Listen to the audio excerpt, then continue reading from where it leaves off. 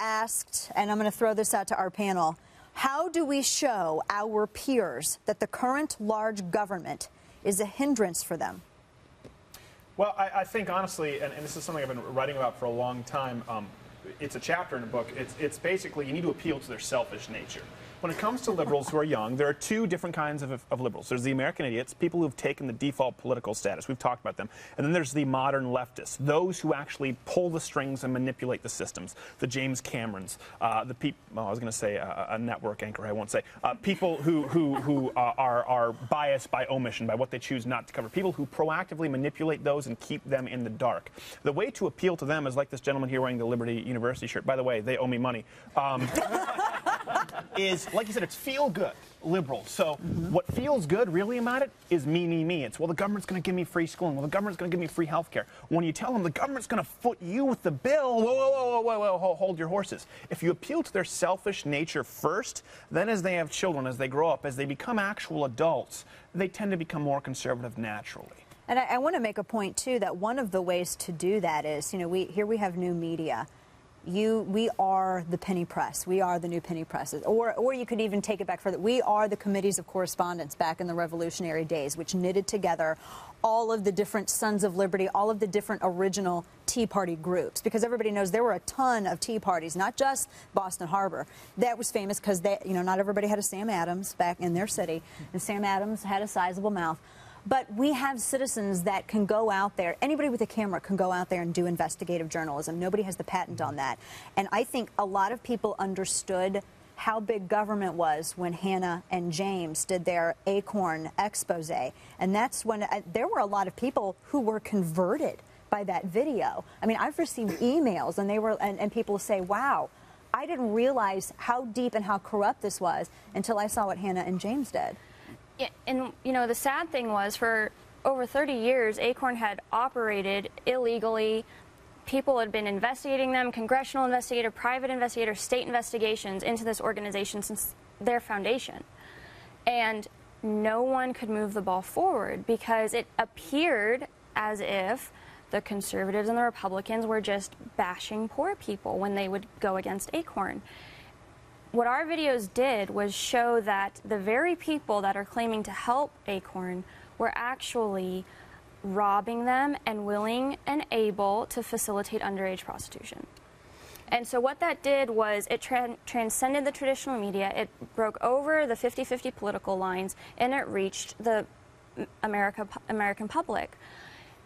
It reached their on the emotional level, and it made sense to them. Because that video, in and of itself, they look back to the investigations that have been done for over 30 years. So that video was the catalyst, the straw that broke the camel's back, and it destroyed Acorn's narrative. And one of the other ways, I think, to kind of go about this and really show people just really how big government is a hindrance. And this is something, Brandon, you and I have talked about on this show before.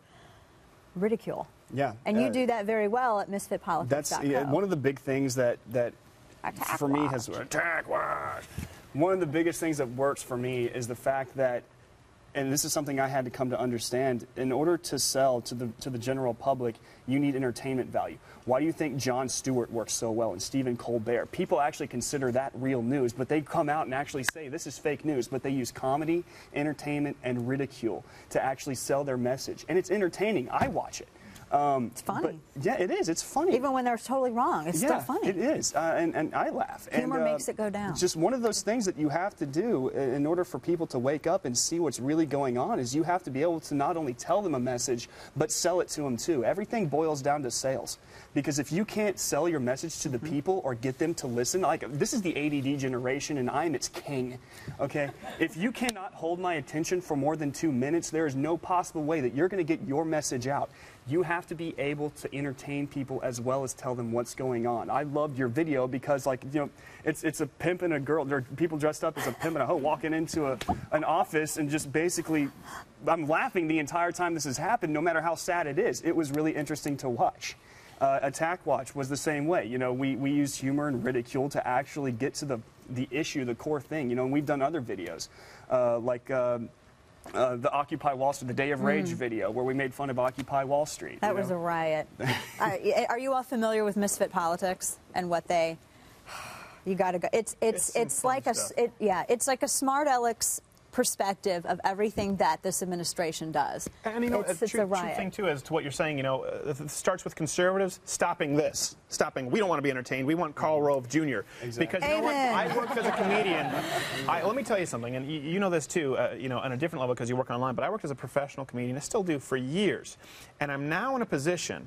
There was a video that went online with Jon Stewart where they actually emailed my manager. I released the email publicly and was dropped for it, where they emailed my manager saying, hey, the Steven Crowder kid is young, he's energetic. We really like, do you have anyone like him who's not a conservative? The problem is conservatives, as you know, don't want to pay for entertainment or comedy. They don't want to support the arts. And so people like me and Brandon are put into a position where we either have to keep our mouths shut and put bread on the table, or do it for the conservative movement just because we're in there for the movement. Well, this is how we make a living. And so conservatives who shut off TV, who shut off comedy, say, well, I just won't watch it. I'm just going to tune into Fox News and AM radio. You hurt people like me and Brandon. Right. You hurt the next future possible conservative Jon Stewart or Stephen Colbert, who will never get that chance. So it starts with you guys understanding the importance of culture and things like what Brandon and Hannah do. And we will never